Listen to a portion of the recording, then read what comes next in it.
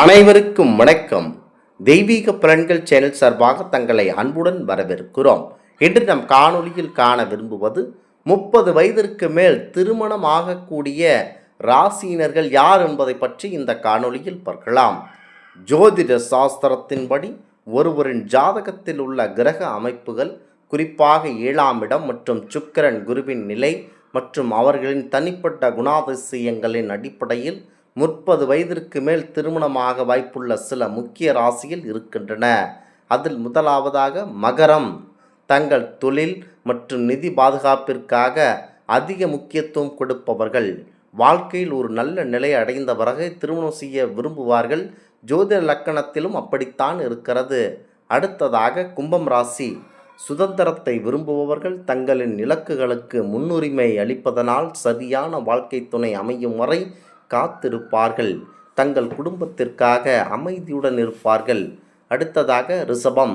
மிகுந்த சூழ்நிலைகளை நன்றாக அலசி ஆராய்ந்து மிகவும் கவனமாகவே திருமண முடிவை ரிஷபம் ராசிக்காரர்கள் எடுப்பார்கள். அடுத்ததாக தனுசு. சாகசங்களை விரும்புபவர்கள்.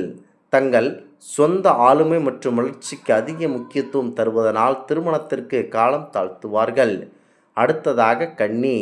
எல்லாவற்றிலும் கச்சிதமானவர்கள். வாழ்க்கை துணையுடன் மிகைப்படுத்தப்பட்ட எதிர்பார்ப்புகளை கொண்டிருப்பதனால் சரியான நபர் கிடைக்க அதிக காலம் எடுத்து கொள்ளுவார்கள். முக்கியமாக ஜோதிட சாஸ்திரத்தின்படி அனைவருக்கும் இந்த நிலை இருக்கிறது.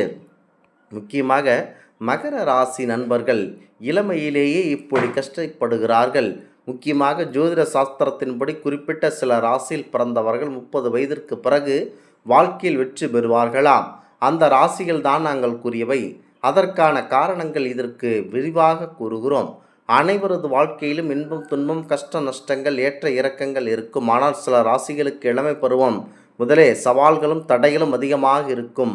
30 வயதிற்கு முன்னதாகவே வாழ்க்கையில் பல கஷ்டத்தை அவர்கள் பார்த்து விடுவார்கள். இதன் காரணமாகத்தான் மன ரீதியாகவும் துவண்டு விடுகிறார்கள். முக்கியமாக இவர்களுக்கு அதிக கஷ்டம் இருக்கிறது. இது முக்கியத்துவமாக பார்க்கப்படுகிறது. இந்த ஆன்மீக தகவல் உங்களுக்கு பிடித்து இருந்தால் தெய்வீக பலன்கள் சேனலை கண்டிப்பாக சப்ஸ்கிரைப் செய்து கொள்ளவும்.